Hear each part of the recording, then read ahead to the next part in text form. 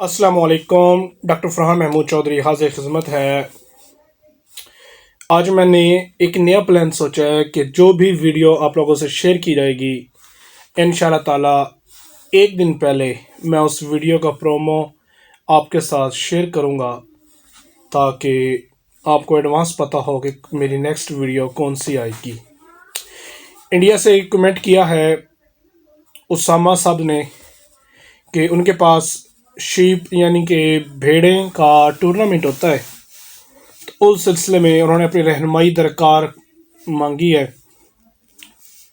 تو ایسا کچھ خاص تو اس میں کوئی تبدیلی نہیں ہوگی، لیکن اسامہ صاحب جو کچھ آپ سے شیئر کروں گا انشاءاللہ تعالی اچھا اس کا رزلٹ آپ کو ملے گا۔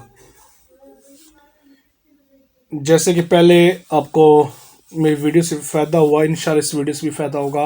اس کے بعد میرے ایک دوست نے کمنٹ کیا تھا کہ اس کی مرغ لوز موشن کر رہا ہے، تو ان کو میں نے اسکورس کا مشورہ دیا اور یا فلیجل دے دیں، اس کے بعد سپلیمنٹ کوئی اچھا سا دے دیں، آئرن مکسچر ہو یا کوئی بھی ایسا اچھا سا سپلیمنٹ ہو وہ دیں۔ اس سے یہ ہوگا انشاءاللہ تعالی آپ کے مرغ کے لوشن کافی حد تک ختم ہو جائیں گے۔ تو انہوں نے دوبارہ مجھ سے رابطہ کیا کہ مرغ کے موشن ٹھیک ہو گئے ہیں، اور جب ان کو زینٹل سرپ دیا گیا تو وہ انہوں نے پھر سفید رنگ کی بیٹ کی ہے۔ تو اس کے لیے میرے دوست آپ کے لیے آپ کو عرض کرتا چلوں کہ وہ جو سفید بیٹ ہے وہ ایپیگلیٹس سے لے کر کلیکا تک آنتوں کی، جگر کی، میدے کی اس کی صفائی ہوگی۔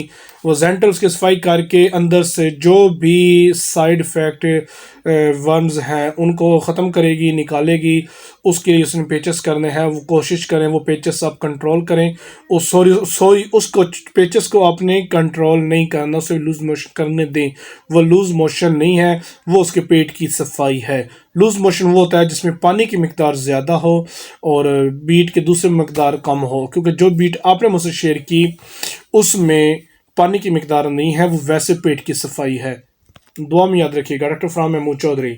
میری کل کی ویڈیو کا انتظار کیجیے گا۔ اگر آپ نئے ہیں تو میرے چینل کو ضرور سبسکرائب کریں۔